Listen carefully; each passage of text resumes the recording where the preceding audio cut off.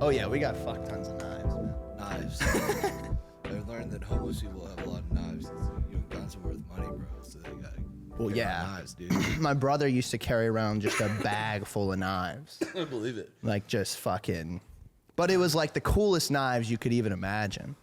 Like long, I'm talking like 1.5 foot long knives, like but just like in a bag, you know? Yeah. Just kind of disorganized, and you're just like, why are you just carrying a bag full of knives? Were they sheathed or are they just like in a plastic bag?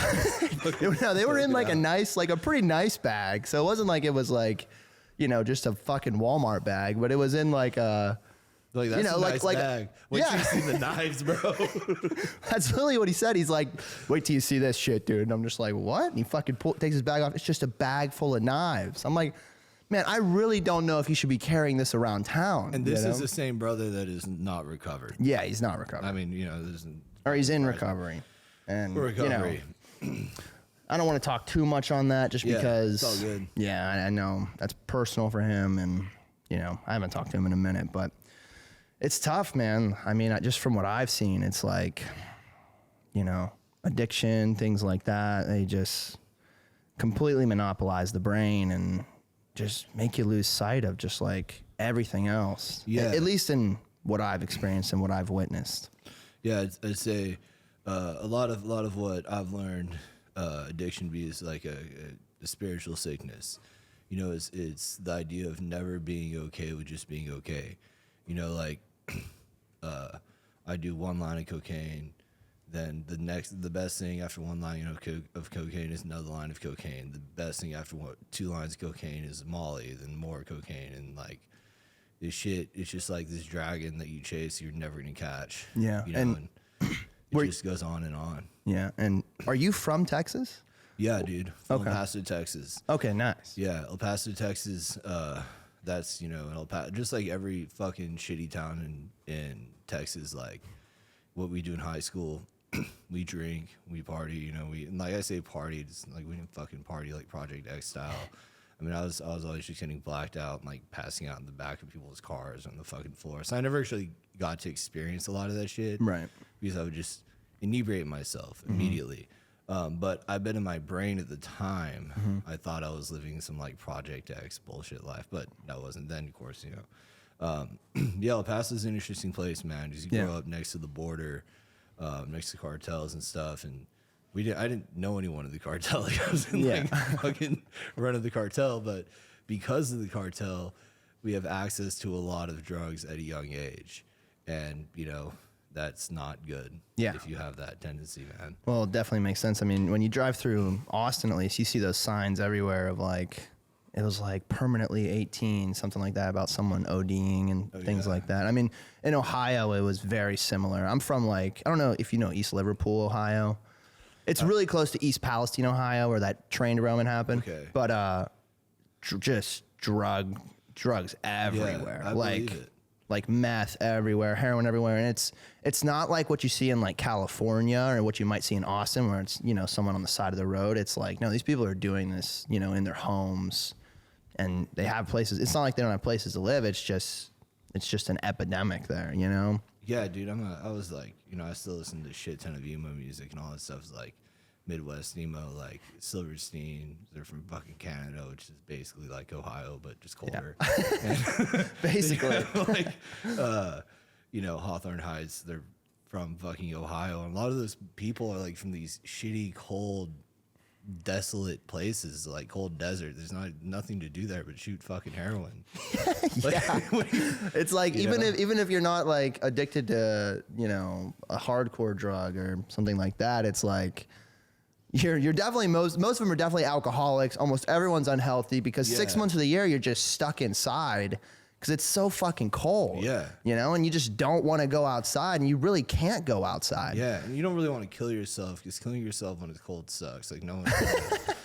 Most people like if you're gonna off yourself, you're gonna do it like in a nice day. Like, I'm not gonna do it like when it's fucking cold outside, dude. So how old are you now? And now, all right. So mentally, I'm probably like 14. Because that's when I started using drugs at 13. I've been sober for like almost a year now. Damn. So talk about But sorry, go ahead. I'm 32. physically, but definitely not emotionally, and definitely like 14 and a half. Because we say like you're however old you are after the time you start using drugs based off of your sobriety. Okay. That's kind of what I've been taught. So, Interesting. And 13, like you're kind of wondering, what did you start using? Well, just really like I was fucking blackout drinker kind of right out the gate, but my blackout drinking kind of changed into like awake drinking once I found stimulants. And then I found drugs, and I like drugs more than alcohol, just because. So when you were 13, you started drinking for the first time. Yeah, I drank, and the people like in El Paso is like super Latino culture, and it's different. Like in Latino culture, and I'm like a quarter Hispanic, so I can get away with saying this at least. Fuck it, I don't give a shit. I'll do it anyway. But alcoholism isn't really a thing in a lot of Latin American culture. It just isn't. You know, like they're alcoholics, but they don't accept it. Like if you go around, like you see recovering alcoholics, it's really rare to meet people in Latino culture that are, you know, part of some sort of sobriety system or whatever. And like when I was a kid, when I was 13, I remember one of the first times we got shithouse wasted was this guy's Mexican grandma was just feeding me Guinness. And I was like, dude, I'm like so fucking hammered. And I didn't know, they thought it was cute, dude. They thought it was like, called me Little Wedo, thought it was hilarious. And I'm like fucking viciously hungover the next day. And my mom thinks like I'm just sick. I'm like, yeah, Mom, I have a stomach ache. And her dad died of alcoholism. And like, she has no idea that I'm just super hungover, like hitting withdrawals at 14. I didn't know because I was just drinking and partying and stuff. Yeah. It really, like, my shit really didn't get starting out of hand until I went to college. Then it got out of hand for a little bit. Then I kind of had it under control. Then I'd say that around the time I was like 31, I went through a divorce. And then when I was single, shit went off the rails real hard, real fast. Yeah. Yeah, I could see how that could happen for sure. I mean, just to give a little backstory just for me, first time I ever drank was 8. My brother showed up with a backpack full of beer, and my friend was like, let's do it. My brother does it. And I was like, I don't think we should. We were drinking fucking Bush Heavy, dude. Yeah, at 8. I could barely fucking drink it, dude. I had like 3 beers and was like fucked up, you know? And so he takes us down by the fire. They give us like a tall boy of like Coors Light. We were each like 2-3 beers in. We're like running in the yard trying to drink this beer. We end up like falling over, and then we come over by the fire, and he's just like, you want to smoke your first cigarette? And my friend's like, yeah. Fucking takes a hit, just fucking vomits everywhere, dude. My friend was so drunk, because at one point I looked at him after like 2 beers, and I was like, I can't drink anymore. And he's like, I'll drink it, dude. I'll drink it. And he got fucked up. But that's Ohio too. I mean, I don't know. I think most people start drinking at 7 in Ohio. So like right at exactly. They're shooting heroin at 9. But yeah, dude. I think starting drinking young is. I mean, I don't want to say it's common, but I think it's pretty common for most Americans. Yeah, honestly. it's like it's not. You know, when I say start using drugs at like 13, it's not like. It sounds terrible, but I mean, I know people who fucking shot heroin with their mom at 13. Yeah. Now I didn't do that. Yeah, that's tough. You know, a lot of people started early. It's kind of interesting. Some people find out, oh, I didn't realize you were a drug addict, like this kind of shit. And they're like, well, you know, I did that stuff too when I was a kid, but the difference is they stopped. You know, the difference is like I know some people have like done coke recreationally. But the difference between someone who does it recreationally and someone who, like myself, is when I do those drugs, I just keep doing them. And then, like, I wake up the next day and I do them and, like, trick myself and I'm not doing them. Like, I would do them and tell myself I didn't do it. I would fucking take Adderall and shit. And then I'd be like, all right, taking Adderall. And then I would convince myself that I didn't take it and be like, damn, I'm really good at doing shit without Adderall. Dude, I literally took it 20 fucking minutes ago. Wow. That's pretty crazy. Yeah, fucking delusion. Like, I don't have it anymore. It'd be really fucking funny to pull up, but this shit's so embarrassing. It's so fucking embarrassing. And I say it now because I'm like, I don't give a shit. And also, it's gonna keep me like centered because if I do this, like, it ruins drugs for me. So like, telling everyone that I have this problem, it ruins it for me because, dude, here's the problem. If you see me out drinking, you know what that means. You're going on a fucking bender. Yeah. It's not like, oh look, Sam's drinking. No, it's like He let loose again. He's gone. Do not talk to that. He will fucking steal money from you or like lie to you or do something. I'm gonna be a shitty person. Yeah. But I was having an issue with taking Adderall, and people are getting like, hey, you think you're taking too much, blah, blah. I was like getting in the way of my life. And I was like, all right, you know what I'm going to do? I need to take some real quick to like think about how I'm going to figure this out. So I take some and like, I have an idea. I'm going to make a YouTube channel about getting sober from Adderall. Is it still up? No, I deleted all the shit. Damn I wish I it. could find it. That would totally fucking. If I find the videos, I'll send them to you. I really will.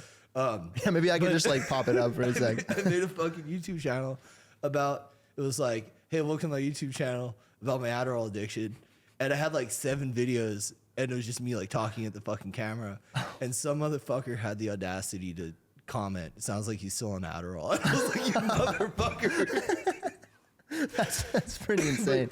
So what is that? Is that like almost like a psychosis experience? Like, because like when you when you really are able to convince yourself like I didn't take it, but obviously you did 20 minutes ago. What is that? Is that like?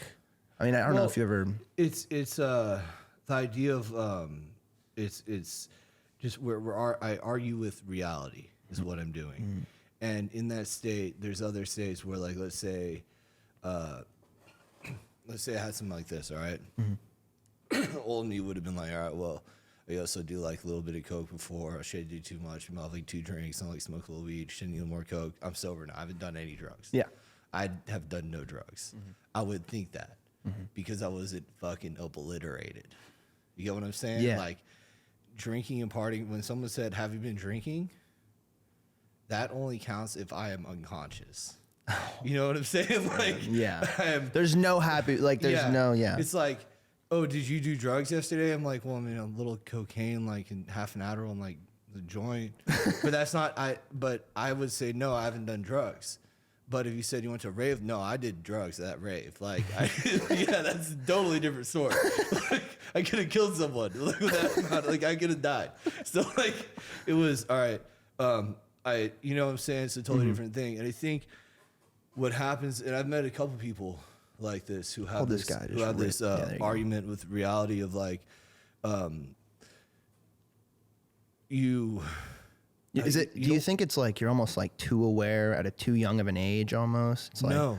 Or like a nihilistic perspective or anything like that? You're just fucking retarded, dude. You're just fucking stupid. I wish I had a better way to explain it, but I was just fucking dumb. Like, I wish I had some sort of romantic, interesting, like, oh, I'm like manic depressive or have like bipolar. I wish I had some sort of interesting. I fucking don't, dude. Yeah, I'm just a dumbass. Like, so you start drink, like you said, you start drinking, you start doing drugs when you're 13, 14. How does it progress through high school, and then how does it change from high school to college? Because I know a couple kids who going from high school to college was like the worst thing that ever happened to them because they started getting into it heavy in college. Which is insane to me because you'd think like college should be, you know, the place where you learn. You're spending, I mean, God knows you're spending the fucking money on it, you know? Yeah, that didn't stop me, bro. I know, it doesn't stop a lot of people. Like I said, I know a lot of people who've gone, you know, who it's gotten worse when they go to college, you know? So the progression, that is such an interesting thing is what I think is I was born this way as part of my, I think if we were to do studies, we could probably, I don't know if they've done them, but we could probably find some variances in brain chemistry. Like I bet I'm pretty similar to your brother in certain things, certain temperaments, and like the all or nothing shit. Like my bodybuilding, it's either I'm gonna train the way I'm training and doing it the way I'm doing it, or I'm not fucking doing it at all. Right. Like I've been told I can't train at like 2 bodybuilding gyms here because I'm so fucking crazy when I train. Damn. And they're bodybuilding gyms, but like I'm not gonna fucking train there unless I can train exactly how I want to. And I'm not gonna fucking train. I'd rather just fucking sit at home, be skinny as shit, and just like make art and do that and not train at all if I couldn't. So I feel like with that, it's like, I mean, like it's obviously there's major downfalls to it, but with that comes like the ability to just go fucking all in on shit, which is so hard for people to do. I feel like the average person at least, because most people will just tiptoe around what they're trying to do. But it seems like for you, it's more like once you're in something, it's like you're fucking in it. Yes. You know? 100%. And I do everything till fucking failure, especially drugs. Mm-hmm. Like if someone trains me, like I fucking probably vomit like once every 4 weeks when I train. Mm-hmm. I'm eating till I'm fucking sick every night. My blood pressure is crazy. I have to donate blood all the time. Like I'm doing this real fucking hard. There is no like, I'm not doing this to be like fit and fucking happy. You know, this shit's like a compulsion almost. Thank God it's fucking sober. Yeah. So for drugs, it's, you know, it progresses, but like you said, you're just all in from the get-go. Yeah. You're 13, 14, you're all in. All in. And then college is just, I feel like it's just easier to get other drugs in college too. It turns into like, excuse me, it turns into, accessible, like what's accessible to you. And then of course, like, you know, what wets your whistle, you know, if you know, like some people are into uppers, some people are into downers. I'm an intense person. Most people are intense, want more fucking intensity. Most drug addicts are all kind of chill. They want to be nodded out in heroin and shit. Mm-hmm. It's like, I'm going fast, I want to go faster, you know? And like when I was in high school, I tried cocaine a few times, but it was really hard for me to get. So I never really got to do it that often. Mm-hmm. And I did ecstasy a couple of times. It was also hard to get. So like a lot of the times I just had to drink because I just didn't have access to the drugs. Then I went to college. And in college, you have access to everything. Yeah. Especially at Texas Tech.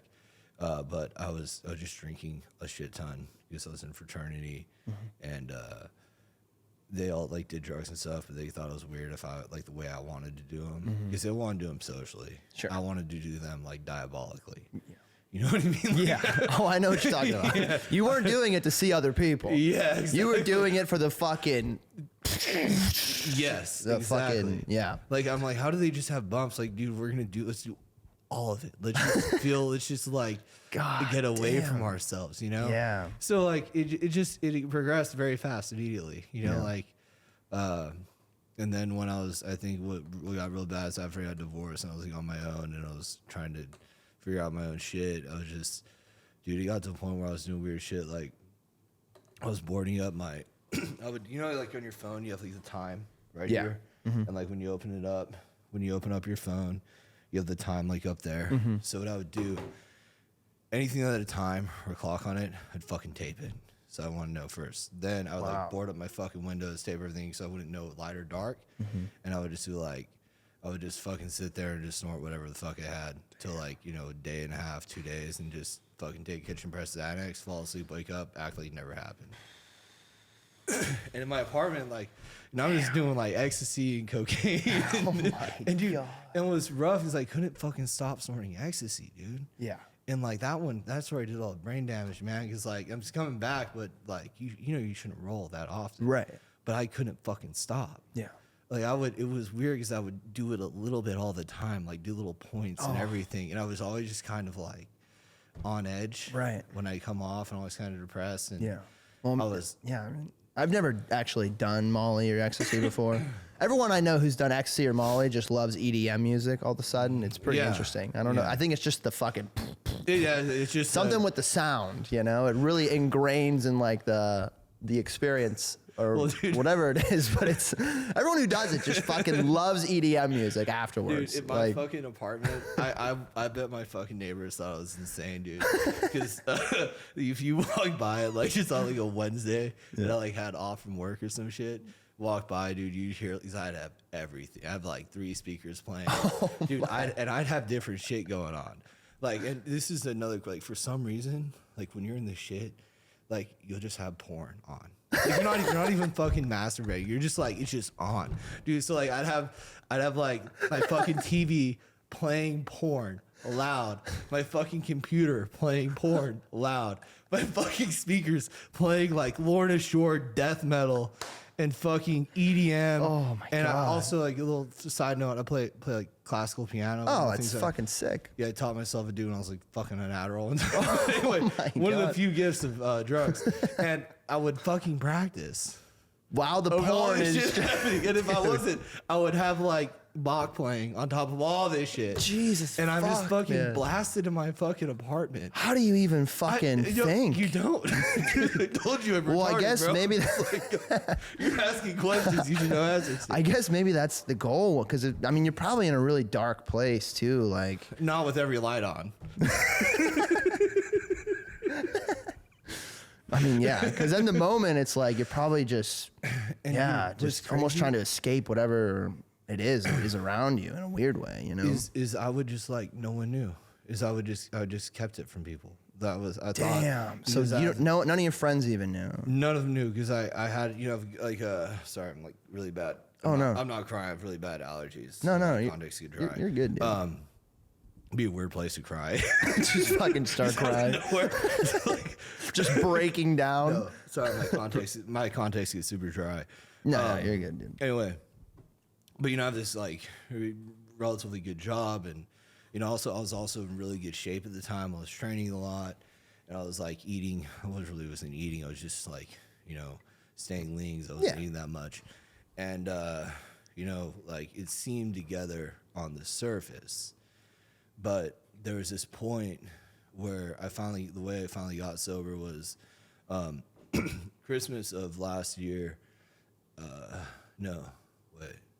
Christmas of 2 years ago. Sorry, shit, time flies, man. Yeah. Dude, like October, I can't even, that month's half over, dude. It literally just fucking started.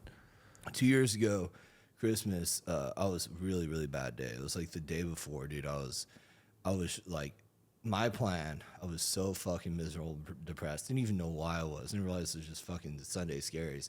I had this brilliant idea that I was going to drive to the capital of Texas and go into the fucking lobby and just blow my brains out in the fucking lobby. Shit, like, I didn't want to fucking be here anymore. I was like, fuck this place. Well, yeah. I was going to shoot myself. I mean, you got make the fucking taxpayers pay for it.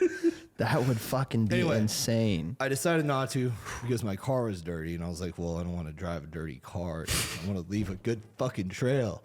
I don't want people to think I'm that insane. I don't want it to be like dirty car. You want them to wonder at least. Yeah, I want to have like, the guy seemed to have his shit together. He rolled up in a really pretty car.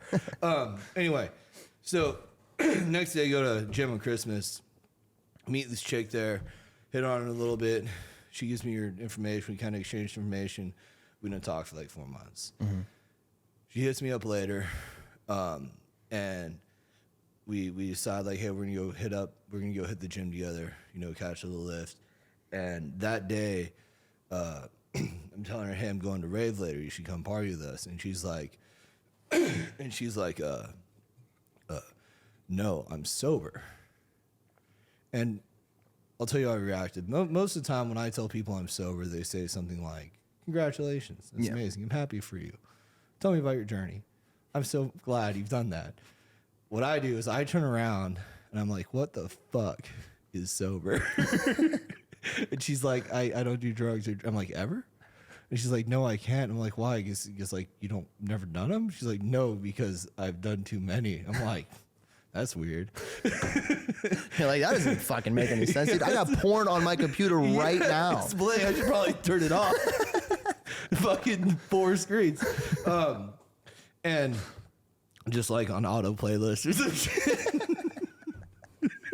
That is honest. That's like some American Psycho shit, dude. That's wild shit. Well, I mean, I'm sure a lot of people do. American Psycho without the millions, dude. Right. Without the glamour, and no trust fund. Yeah. And anyway, so she tells me she's sober. I go to this rave. I do some like the most amount of drugs I've done in a long time there. Next day, I'm like, dude, I gotta fucking slow down here. Not stop, slow down. I'm not stopping. Mm-hmm. And we kind of keep dating, whatever. And it turns out like she's sober, and then I kind of learned about it, and she kind of brings me around and learn how to do some 12-step stuff, sober stuff. And long story short, I was at like a jumping off place where it was, I didn't want to keep, like, drugs stopped working is a problem. I didn't want to be alive without drugs, and I didn't want to be alive with drugs. So I was like, fuck it. I'm going to give this a shot. And if I don't like it, I'll just go get high. And if I don't like getting high, just go kill myself. Yeah. So I had 2 ways out. and I haven't done the other 2 yet. Well, that's good. Don't do that because it seems, based off that car out there, it seems like you're doing just fine, man. Yeah, I'm doing a lot better. That's a fucking sick car, by the way. It's a lot of fun. I'm honestly jealous. That's fucking, it's nice. The Porsche, whew. It's fun. I'm gonna have one. I actually got that a little bit before I got sober. Yeah. And well, you said you had a pretty good job. Yeah. And what really happened was like I think I think about when I got that car and the way I drove it a few times, not sober. I took it like I guess you can't get arrested for doing things Nah, you back in the past, right? Well, it's all hearsay. Apparently, none of it's proven. dude. I just done like probably 3 grams, like probably like 2 grams of cocaine, like a shit ton. And I drove that fucking car 141 miles down Mopac, and I thought I was gonna fucking die. I was like Ricky Bobby, baby. I was like, just fucking go. Anyway, I survived. I have driven that car pretty fast, sober since, but I haven't gone like, yeah. It's just, dude. And when you're deep in the shit, people are like, "Aren't you afraid of dying?" No, I'm not fucking afraid of. Like, dude, that'd be a gift. You know, like I think a lot of times when people say, "Oh, we should try to teach kids the dangers of fentanyl, teach kids the dangers." No, dude, it's not gonna do anything. Yeah, because I was kind of looking forward to my drugs being the reason. Yeah, because I was like, "Fuck, you know, if I just died today and they just came in, they had like, at least they know I'd have interesting taste in music." They might not like my board selection, but like. Yeah, I just feel like, and I feel like, I mean, I do feel like for some, like you said, it's like something just in your brain just makes you so addicted. But I mean, even that mindset though, don't you think, I mean, maybe I'm wrong, but it feels like it's also from this like, you know, lack of purpose maybe at that time. Like, cause it seems like now maybe you have like a pretty solid purpose. I do. And I feel like that helps people so much because so many people have no purpose. So I feel like it makes it so much easier to drown in substance, you know? Yeah. And maybe I'm wrong. Maybe you did have a lot of purpose back then, but it's wild how fucking accurate what you just said is, because one of the best ways to stay sober is have a primary purpose. It really is one of the best ways to stay sober. Primary purpose, because most of us who are deep in the shit, we have no purpose. You know, we have no purpose, and drugs, like they don't even fulfill a purpose. They just numb us from the fact that we don't have a purpose. Right. You know, it's like ignores who needs a purpose when you're fucking just high. Yeah. You know, and there's alcohol comes in all sorts of forms. You know, it's like if all I had was alcohol, I'd be a fat drunk. You know, if all I had is cocaine, I'd just do cocaine. It's just what I had access to. Sure. You know? Yeah. Now, I was told, I mean, this is what Shannon told me. Yeah. That one of the other reasons that you ended up getting sober was you had a crazy psychedelic experience on mushrooms that kind of woke you up as well. Yeah. I'd be really interested. I don't know if you still remember it, but I would be really interested to hear, you know, what it was like, and if you remember the experience, because my one friend did a ton. And he told me one of the, I've done like 4 grams of shrooms. Oh, dude, you need it, dude. I know. I need to. I'm at that point too. I'm getting older. I'm 25 now, you know. Yeah. I'm like, I need to make that leap to the full hero's journey. But yeah, he did some, and he told me some absolutely crazy shit, and it changed his life forever too. So I actually have a really, really interesting, I don't know if it's a fucking interesting opinion in this, but I'm so egotistical. I think everything I have is interesting. But hey man, you're on the podcast. Yeah. Anyway, when it comes to someone who's currently addicted to drugs, if someone's currently addicted to drugs, especially somebody who's just drinking, like this really goes for people who only drink and are only drinking. These old fucking 55-year-old boomer alcoholics, like I don't do none of that hippie bullshit. I just do my Jim Beam and beat my wife and be resented by my 2.5 children. You're like, you know what I mean? The amount of people that I know like that. I mean, like I said, from Ohio. Yeah, it's all of them. They rationalize the level of drinking so much, and it's like, hey man, you can't drink 9 beers every day. You can. Oh, you can. You just need to turn it up to 11. You can't, dude. This is a fuck. Once you start hitting 15, the porn starts flowing. Dude. Go.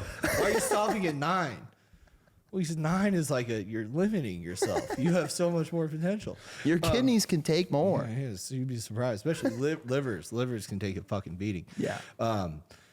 So where was I? With mushrooms. Yeah, mushrooms. All right. When it comes to the stubborn motherfuckers who only drank, and I think if they're already sober, already pursuing some sort of program, they're already in their shit, don't do drugs. Just fucking keep being in the spiritual path. But if you're not, I highly recommend those people take like 8 or 10 grams of fucking mushrooms, get blasted out of yourself, and realize a couple of things. That you just got really fucking high, that there's many forms of alcohol, and that you're not better than other people because you only drink. And your shit is still shit. But what happens with those psychedelic trips is I've had many, and there have been some that have really been powerful. And that one, like, it sparked an interest in like, maybe I'm doing too many drugs, but I couldn't stop. It was just like, all right, thank you, mushroom gods, for showing me like fucking clockwork elves that have a fucking problem. Like, yeah. You know, now I'm just like, well, it seems like it like made you aware. Yeah, like, it made me a little more aware, but it didn't, almost self-conscious to a certain extent. Yeah, but it didn't help me stop. It just made me more aware of my own shit, and I think in a way, like, it made me want to do more because I was like so frustrated that I was stuck in it. Then it was into that denial space of like, oh, I just did drugs, but I didn't. You know? Yeah. But those mushroom trips, like, you'll learn a lot about yourself, man. If you get some mushrooms, like, one of the things, I don't know if you've seen my page, I do a little bit of art sometimes. Yeah, so, we could pull that up. Yeah. But yeah, you can keep going. I'll pull it up. When I was like 28, maybe, I took like 7 or 8 grams of mushrooms. I drew as a kid, but I forgot I'd like hadn't done art in years. And then I did all these mushrooms. I was like, you know, I have a feeling I can draw and paint. And I made some shit. I was like, holy shit, I can draw and paint. And yeah, dude, if you go like real far down, you go to my store. I'm actually yeah. I think I saw it. Yeah. Yeah, something I'm working from. No. Oh, this is the studio. No, it's not on there. Oh, Exit dang. out. But you can scroll down. That's like one I I remember made for my seeing it. girlfriend. Oh yeah, right here. Yeah. That's just something I made for my girlfriend. Just drew out these. Dude, these that's photos. Yeah. honestly, that's really good. Thank you, dude. I think mushrooms. Yeah, I've had similar experiences. Yeah. With like, I just dabble in like music here and there. Wow. Yeah, That's so this is about you and your girlfriend. Well, this is from a Bleach manga. Oh, okay. So these are actual panels from an actual manga. Just like Nice. They're just kind of, you know, I'd show some like very romantic, like you know, aesthetic ones to recreate. That is sick. I know Jake. He loves Bleach, dude. Oh, you love Bleach? He loves Watching Bleach. the 1,000-year. Oh, have you finished it? Yeah. Okay, cool. Yeah, you probably recognize some of those. Yeah. Sweet. But Yeah, no, it's big. It's a little bit bigger than your TV. And I have a whole bunch of shit way down there, but like this is all just like my transformation shit. Yeah. From, Yeah. You know, you go real far down. Keep going. It's weird. Mushrooms did something extremely similar for me, except it was with Some, wow. like, That's- psychedelic. If you scroll down, I have some more like that one, the Luffy one. That one's kind of cool. This one? Yeah, it should be a video. Yeah. nice. But this is just like, I didn't know I could do this. Yeah. And then mushrooms showed me that I could. Now, this is weird because like I was a recovering drug addict. Like I don't want to. I'm not going to go do mushrooms. I don't need to do it anymore. I've done fucking plenty. Sure. I don't need. That's the beauty of mushrooms. Yeah, though. I'm not going to get any more like spiritual or any more out of. Like, I'm just going to ruin my fucking life. Yeah. You know. It definitely can. If you don't Yeah. do it in a responsible way, it can definitely fuck your brain up. Psilocybin's really interesting because it's not like fucking heroin where you're like, oh no, do one nod out one time on heroin, your life's different. It's not. Yeah. No, it's this like psychedelics, and I've done DMT one time. Like DMT was one of those fucking things that, like, I was just fucking total retard when I did it. Like I got this fucking really strong DMT pen, and I had not the pen, dude. I had You a gotta get the real DMT shit. pen. I had a I guess I DMT don't pen, know.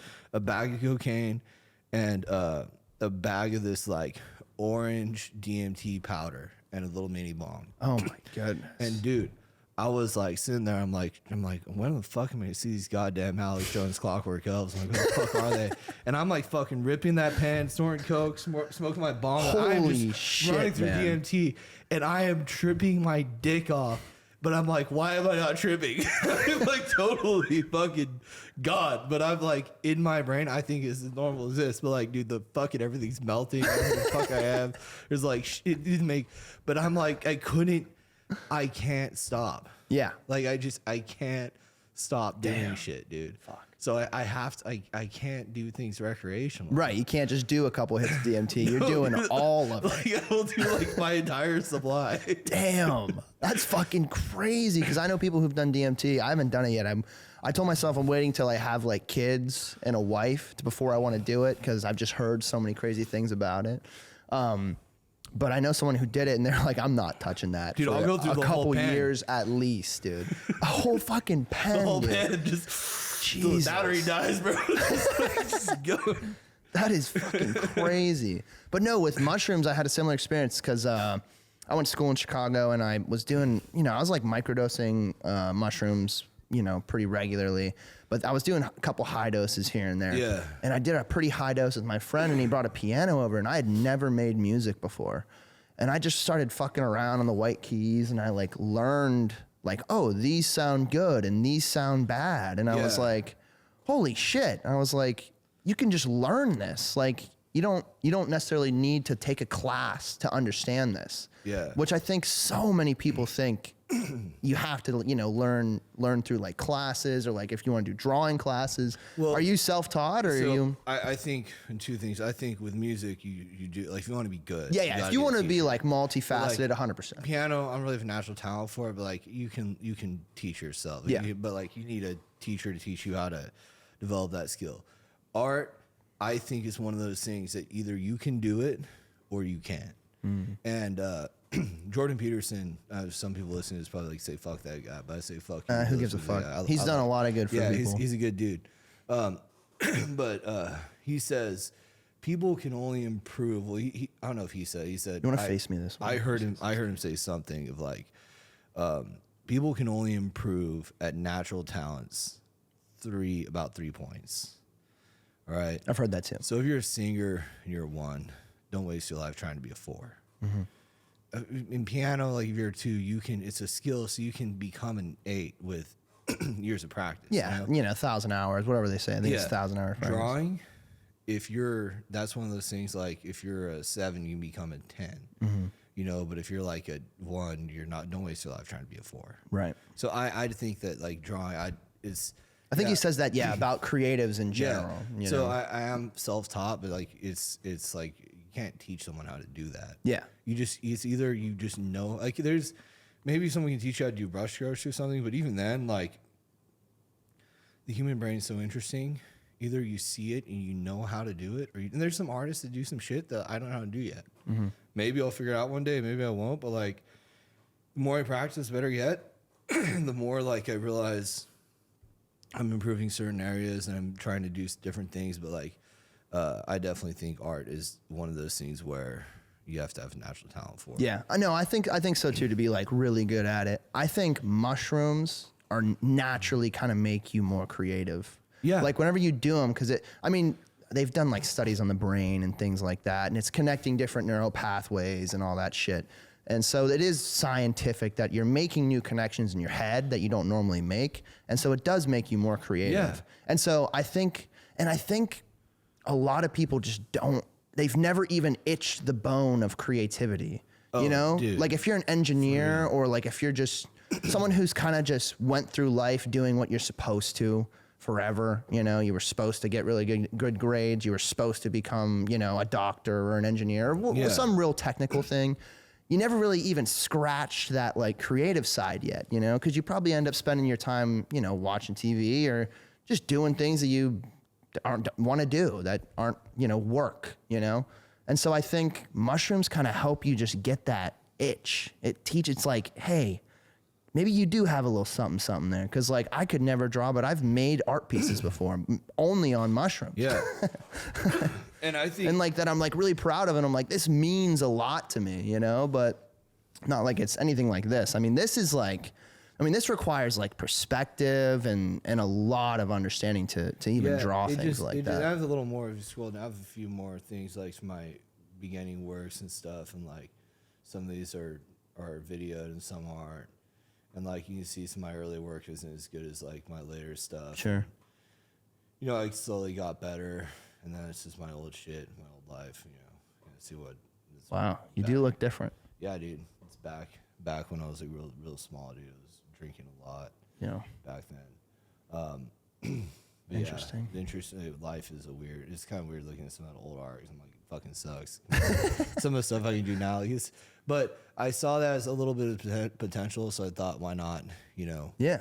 Why not pursue it? Right. You know what I mean? Yeah, absolutely, dude. I mean, if it's, once again, it's like, it probably, you know, gave you that purpose whenever you first were doing it, where it's like, oh, this is something I'm developing, growing at, and interested in. It'd be weird to like not to let a little bit of a talent die without trying to pursue it and take it a little further. See, I think that is so important to understand, you know, just at least attempting to pursue that thing, you know? Dude, think about how many people just go their whole lives without, maybe they have like a little bit of an itch towards something, they're kind of good, but they just decide like, oh, it's not worth it, so I'm going to fucking do this other thing. Also with the creativity and like what it does to our brains, I heard this one thing called like the stoned ape theory. Yeah, I've heard that too. Shit too. Yeah, where they think that maybe some apes are eating some magic mushrooms or psychedelics or something, and we rewired the brain. Which I think like every time I've had a psychedelic trip, I do come out a little bit differently. Yeah, good or bad, I don't know. I'm not sure. Yeah, but I do think for me, it's always been gaining a perspective that I needed to understand, even if it's good or bad. Yeah. Because sometimes you'll come out of a trip and you're like, wow, I've been an absolute piece of shit. Yeah. I need to feel terrible about myself, you know, and that can affect you in a horrible way. Or you come out and you're like, wow, this new perspective is enlightening, you know, at least in my experience with it. Yeah. The only problem is with people who are fucking alcoholics and addicts is we get the phenomenon of craving. Right. And then it just turns on to like, I'm going to go do more drugs. Because I'm like, right. Every time I would have an epic mushroom trip, I'd always end up drinking later. Because I'm like, you know, we make this better. I go drink and then I'd ruin it. Yeah. Like, I'd get like the amazing part, then I'd go get shit house. like, I'm like, had a spiritual experience. I'm like, you know, let's make this better. I'm going to go to a brewery. Do you have any like visuals from experiences, or maybe that experience that was kind of eye opening for you that you remember? Like, do you remember what you experienced at all? Yeah. Clouds look forever different to me. Interesting. No, like every time I see clouds, I can't help but get like a little taste of like jolt back. Yeah. Yeah. Just because they're so, every time I looked up, they're just, I remember when I was in the backyard of my house and I had these fucking headphones on, these like really nice headphones on. I was blasting, so I don't know how familiar you are with classical music, but I was blasting some Debussy, some like really interesting French pianist, and my mind was just like melting into the earth and the sun at the same time. It was the weirdest fucking experience in the world, dude. I thought the moon was gonna come and like come on us or something. I was like, what the fuck? It was the weirdest shit. I don't know how to describe it, but yeah, sometimes when I'm driving, I'm like, fucking, I see the moon. I'm like, dude, don't come with me, bro. I'm just trying to get home. Please don't fucking come on me. Don't do that, dude. I'm my top down, dude. I'm not trying to fucking ruin my car. Damn.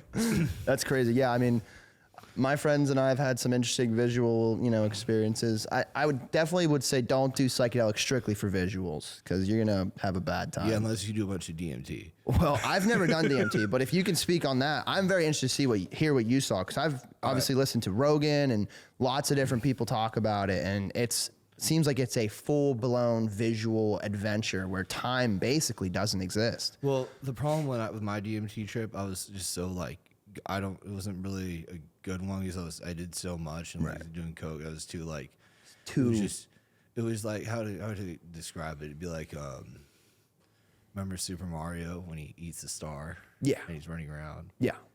It was like can't that. Die. Yeah. But you do die because you fall off the hole. Like you can still You die. jump off the side and you still can die. still die. That's what it was You're like. invincible, but you can still die.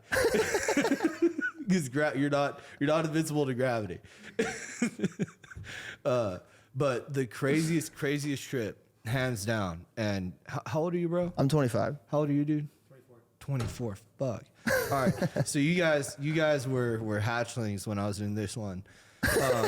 or you guys were just like getting out of your mother's womb. So but I came to Austin when I was like 18. I lived here for a little bit, then moved away, then came back. And when I was here, they had some shit called salvia. I've heard of it. All right, salvia I've heard is stories about this. My coworker told me a lot of stories about it. He did it like a few times. He said that like when he did it, he was like tripping that he was in like basically a storybook where the environment just kept changing and changing and changing and changing and changing and changing. that shit. Yeah. So what I did is that my idea of I do all of it.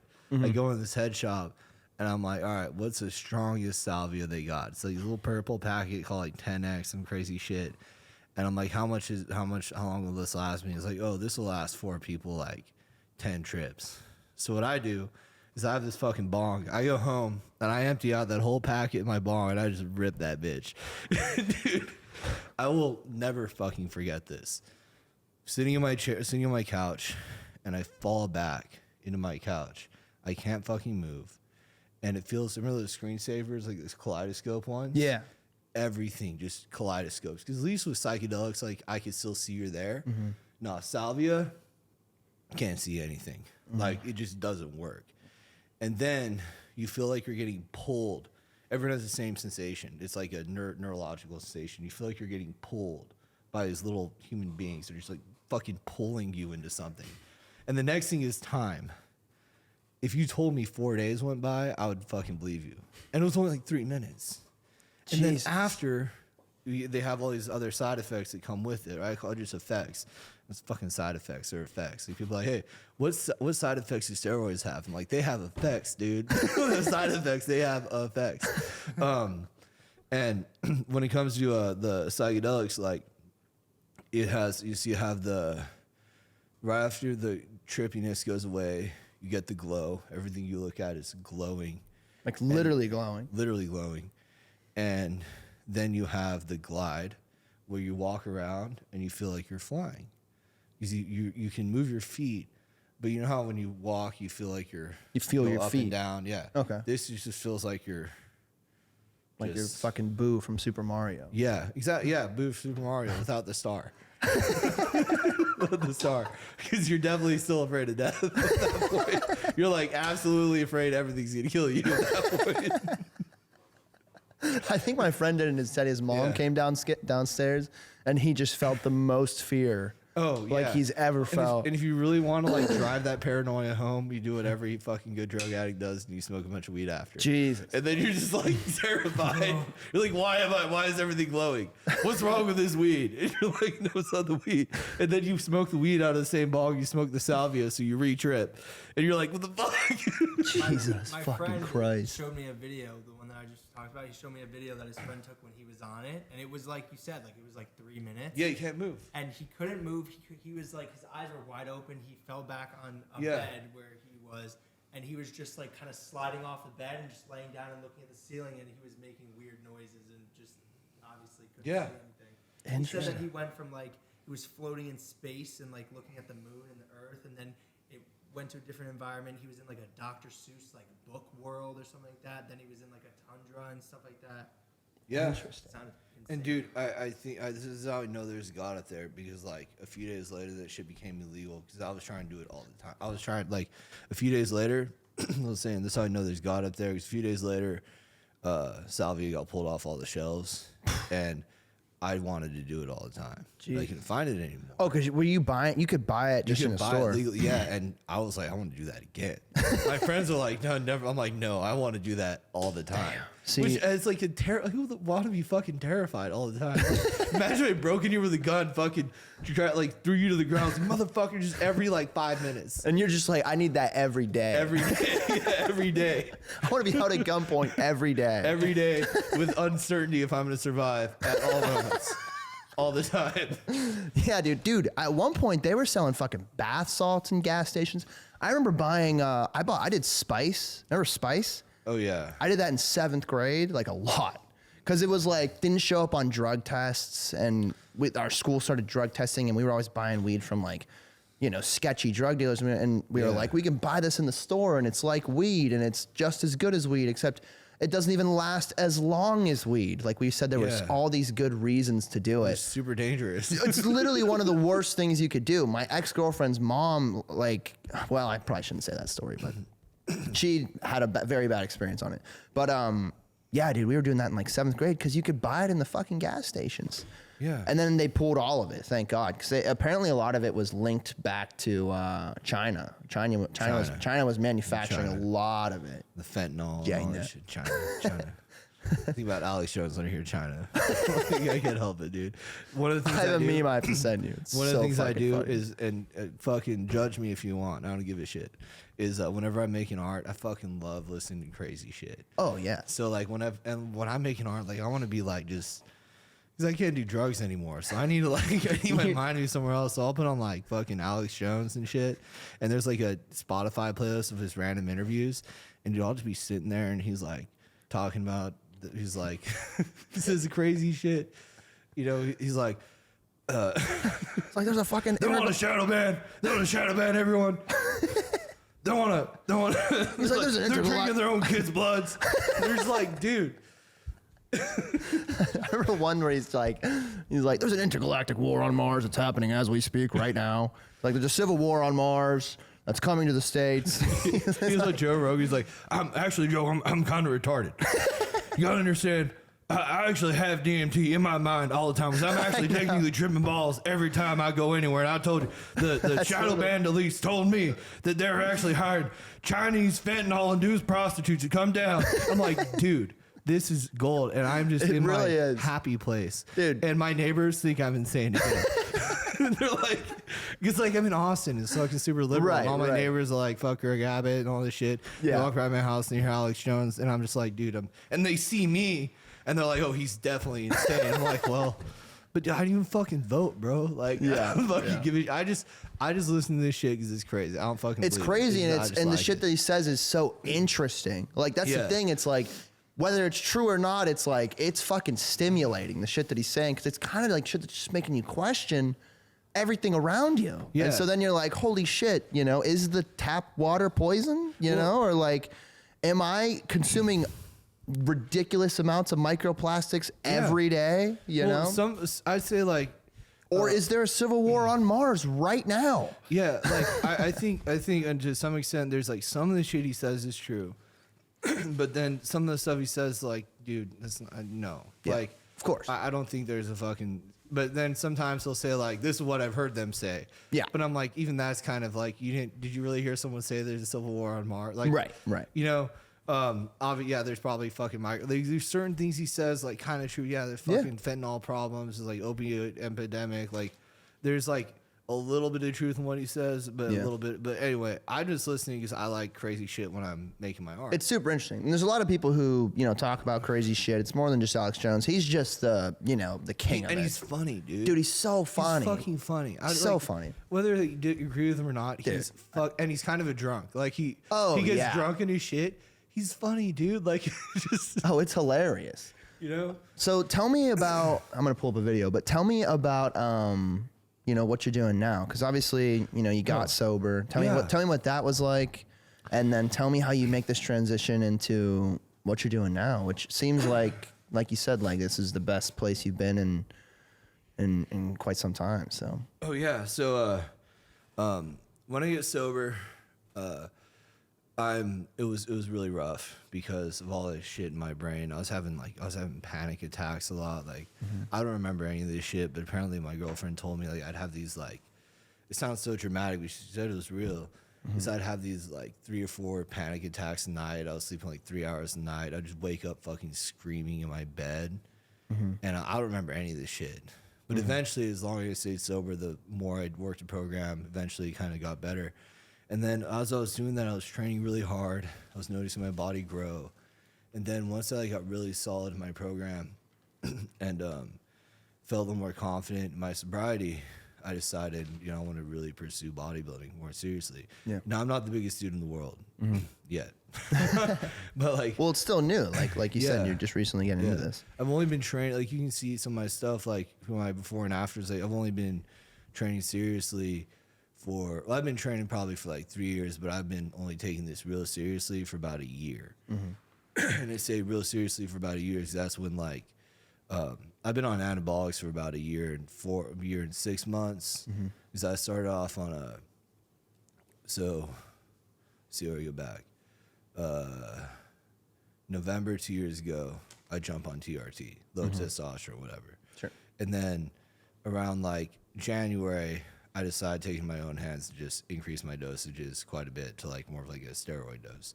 And then I get sober and I'm taking like 500 milligrams of testosterone a week, which is like 5 times what you give someone at low T, which is like an entry level steroid dose, which I'm trying to get that motherfucker to jump on.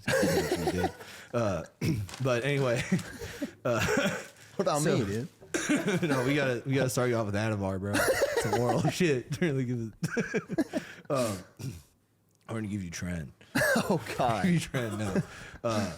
No, but so I'm doing that, and then I start like taking my shit more seriously. And then I, kind of dabble in some different anabolics and learn a little bit about what they do to the body and which ones to take, and what's gonna help grow my body the most. One of the most humbling things about steroids I learned is that they don't just change you overnight. I mean, that you think you take like, dude, I've been on them. Haven't really cycled off. I've just been like up and down my doses, and I'm not Rich Piana. I'm not fucking Ronnie Coleman yet. And it takes a long time, but You still have to fucking grind. Yeah. How long do some of these other bodybuilders, how long are they on it for? And how long have they been grinding, trying to build their bodies? I mean, it's probably a pretty fucking long time. yeah, a long time. So like, a lot of these guys don't really hit their strides till they're 10 years into a strict anabolic schedule and training. Because let's say you go to the gym and you see some dude who's like just kind of jacked, who's like on TRT for a few years or kind of build. Then you see some dude who's like a superhuman freak, fucking stacked, like 275. Like if you look up pictures of we can do this right now. Shit, go type in like Jay Cutler. Jay Cutler? Jay Cutler. Wait, not the quarterback. I don't fucking watch football, dude. Dude. Fucking Well, okay, here we go. Jay Cutler. Just so you know, there is a Jay Cutler quarterback. Jay Cutler. There we go. I don't give a fuck about football. I watch zero sports. Wow. So that Jay Cutler. Jesus fucking So Christ. that dude is my height. And in that picture, he's probably. I don't plan on getting that way. 'Cause I do not want to take growth hormone. Yeah. I'll show you better. I want to look like this dude like named Mike Menser, like the Arnold guys. But anyway, this guy is like 280 in that picture, shredded. Jesus. If you type in Mike Menser, this is more like realistic, in terms of. Yeah, just we'll figure it out. This? Yeah, like that dude. This dude was like something one of the like original Mr. Olympias, clearly on the sauce. That's like maybe where I'll get to when I'm 37, maybe 5 more years from now. Damn. Without GHs, the steroids, and good food. So it's give you an idea of like a realistic idea of how long this shit takes to build. Yeah. People think, oh, you're gonna take one cycle of tests and turn into Jay Cutler. Right. Like that dude's been, he's in that picture. He'd probably been bodybuilding for like 17 years. He was on this shit since he was in high school. Damn. So like, and, some people want to do that. Some people don't. It's cool if they do. It's cool if they don't. I don't want to do that because I don't want to take growth hormone. Right. But these guys will get there just taking like anabolics to just make your muscles bigger. Damn. Yeah. Yeah. I mean, all of them look absolutely fucking jacked. Like if you saw a guy in real life, he'd look great. You wouldn't think like, I wouldn't want to look like that guy. Yeah. It doesn't look unreasonable. Right. I mean, Jay Cutler's looks fucking massive. Yeah, it's still amazing. Oh, Like, yeah. The fact that you can even push the body to create that is mind blowing. Mad respect. Yeah. Because maybe I could do that, but I like said I don't want to. 'Cause there's certain levels where you just have to take certain things. And like some of these things have effects. It's the side effects. They have effects that are permanent, like growth hormone. A lot of these guys have to get plastic surgeries. Their nose gets bigger, ears get bigger, hands get bigger. Right. And like I don't want those effects. Yeah, that makes sense.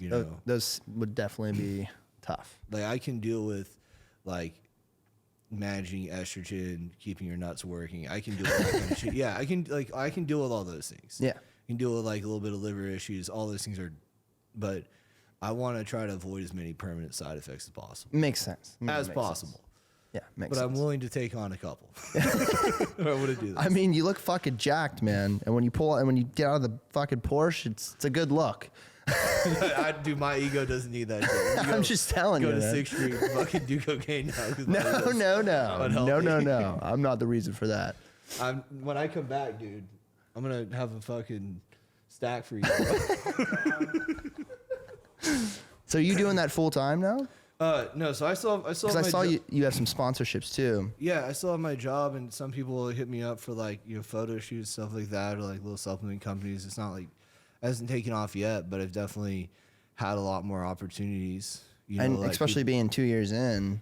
yeah, this kind of shit didn't happen to me when I was using drugs. Like, Right. no one wanted me on the fucking podcast. Right. You know what I mean? No one wanted me taking fucking pictures. No one wanted me to be in like do this or do that. And yeah, it's cool when people ask me like train them or like do their meal plan stuff. Like, I'm like a dog chasing a car, dude. You've heard that saying. Like I wouldn't know what to do with Even if you one. got yeah, there, yeah. dude. Like I have no plan for my life, bro. Interesting. All I'm doing is because every time I try to manage my own shit, my experience has showed me I get pain. Mm-hmm. Every time I try to take the fucking wheel and steer my own fucking life, instead of letting life come to me, I get pain. So what I do is every day I wake up, instead of trying to have this huge grand plan of like, oh, in 4 years I'm gonna do this. It's like, no, dude, I can't. It's impossible for me to do that. I wake up and say, I'm just gonna do the next thing right, in front of me, the next thing correctly, as best as I can, and I'm gonna see what that leads to. You know what I'm saying? Absolutely. I've heard because I don't know if you know RFK Jr. Yeah, If you ever listen to him, I listen to that he guy. I was like him a addicted lot. to drugs too. Yeah. And he explains it exactly as that. He says he also found God through that process. I don't know if you're religious or you've kind of reconnected with some type of spiritual side, but he says that he views life kind of like God is watching him every day, or whatever you want to call God. People try and rationalize God as a Yeah. physical being. I think God is just simply something that is completely incomprehensible, never able to be understood, never meant to be understood. And so he Yeah. says it's like God, he views it like God's watching him, and that he wakes up every day and he does what he's supposed to, Yeah. or like I shouldn't say that. He does the right thing every time. He makes Yeah. his bed in the morning. He makes sure the dishes are done before he goes out for work. He works out. He does all the things that are hard to do, but he does them every single day. And he says that is what's made his life so purposeful and also so much better, and given him, like you said, like now you get invited to be on a podcast. Now you get, I saw you were sponsored by like Freebird burritos or whatever. Yeah. You just get, it's like you're given these things for doing the right thing. It's very interesting. Yeah, it is interesting, dude, and like it's so simple. A lot of times people get sober and think they're going to be handed this cheat sheet to the test of life with all the right answers. When I think what is there's no more test of life anymore. That's a gift, is variety. Is that you don't have a test in life, you have to fucking pass. Right. You don't have to sit there and try to find the right answers for everything anymore. Right. Because there are no fucking right answers for everything. And what I'm learning is as I keep doing those things right, like as I keep doing those things that I don't want to do correctly, my life's better. Like I stay on top of my meal prep. I try to make my bed every day best I can. Like Yeah, I know what you mean. try to do that kind of shit. But like if I can get, say, like a 95% of every day, if I strive, there's a saying is strive for progress, not perfection. But if I shoot for as high as I can every day and I hit it, dude, all I know is that if I wake up for the next 400 days and do life till failure, I'm not going to be financially worse off, physically worse off, spiritually worse off, and in a relationship worse off than I am now. My life is not going to get worse. It's not.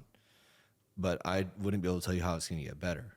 You know what I mean? I don't know what opportunities are going to come. I don't know. Like, I just know. Or when it gets better. It might Yeah. be stagnant for a while. Yeah, exactly. And sometimes stagnation is nice too, because there's no chaos. But The problem is, if you're someone who loves chaos, stagnation is terrifying. Because stagnation is worse than death. You know, if you're, you know, irritable and discontented, you know, naturally, Right. that's like all you want to do is the last thing I want to do is be fucking stagnant. Yeah. You know. Makes sense. I think that's also just being ambitious too. You know. Yeah. You're kind of craving that chaos. I've talked about it in the last 2 podcasts. Probably shouldn't bring it up again, but like for example, before anyone ever comes on, I've had like 7 people on now.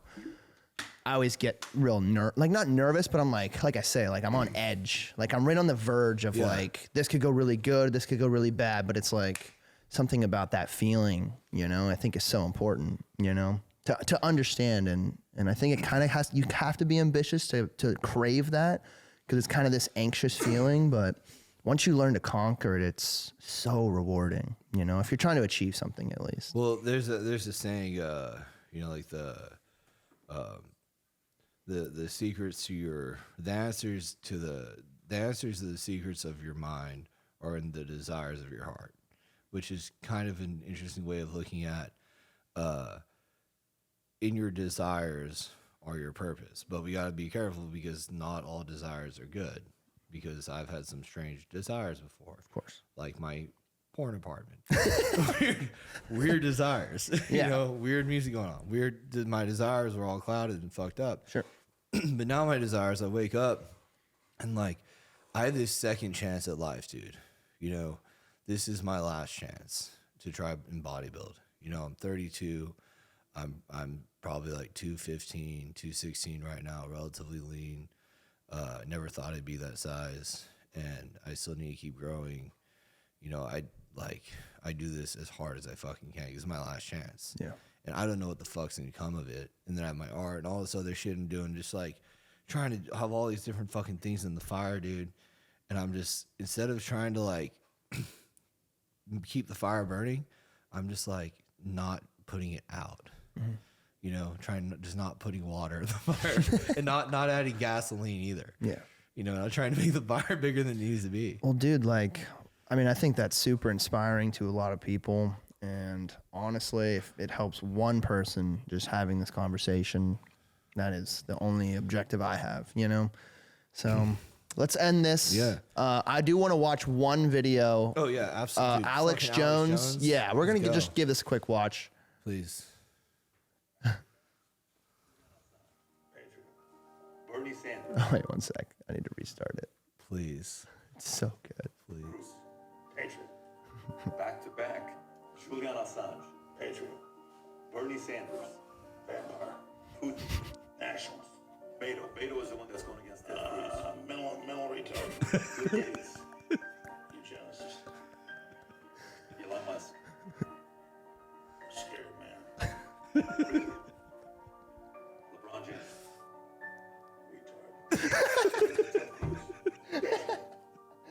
See, I'm not the only one who says it. No, you're not. No, you're definitely not. Trust me. I think that word's kind of coming back right now. I think more and more people are saying Make a shirt. Yeah, retard. honestly. Retard, it's coming back. Honestly, we should. But anyway, man, this was super cool. I definitely learned a shit ton from just talking to you, and in the future, definitely come back on. If there's anything you want to plug, you know, go right ahead. Plug? I don't know, just like your Instagram or whatever. We'll put it in the description as well. Just, you know, follow the journey. These are my shirts. Oh shit! Shirts, yeah. You actually make those? Yeah. It's called Even Further Beyond is the name of the brand. Oh, nice. So I'm an anime nerd. When Goku turns Super Saiyan 3, he says, and this is to go even further beyond. And in the back, it says, bigger than her dad. Bigger than her dad. That's actually sick. Yeah, dude, send me the website for that. I'll put that in the bio. Yeah, so if you guys want one, just order one. The website, the website's fucking terrible because I put it together. But like, just, you know, if you want to send me some money, get a shirt. I will not be upset. All right, dude. Well, is there anything else you want to talk about? I think this is pretty good. Yeah, man, this is pretty dope. Definitely come back on in the future, dude. Yeah. Like, you know, a couple months from now. I'm interested to see how fucking massive you're gonna get. Oh, dude, I better be bigger. I need my fucking money back, dude. If I am not like 15 pounds bigger in the next couple months, like, dude, just like unfollow me, take my shit down, remove my pot, dude, I'm a fucking failure. You know, like I better fucking terrify people soon, dude. It's just like poison. You're definitely getting there. Close. Definitely have the intimidation factor. All right, man. All right, bro. It was really great meeting you, and this was fucking sick. Yeah, that was fun. Oh, that was a good time.